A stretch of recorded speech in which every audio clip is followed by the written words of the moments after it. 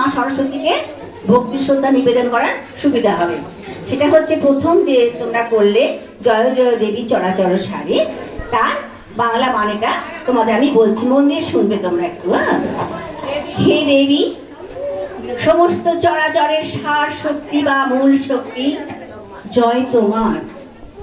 তোমার স্তনযুগলের মধ্যে মুক্তাহার শোভা বর্ধন করছে। তোমার এক হাতে বীণা, অপর হাতে বই। তুমি ভগবতী, তুমি ভারতী।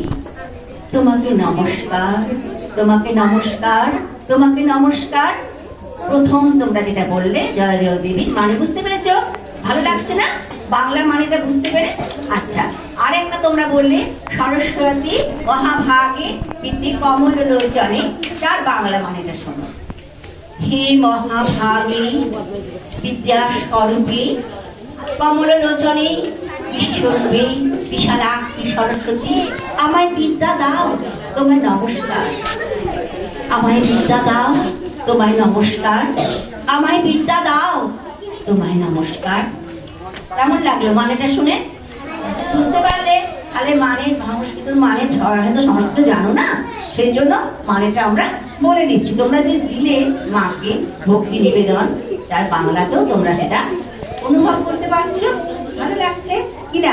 হ্যাঁ, ঠিক আছে।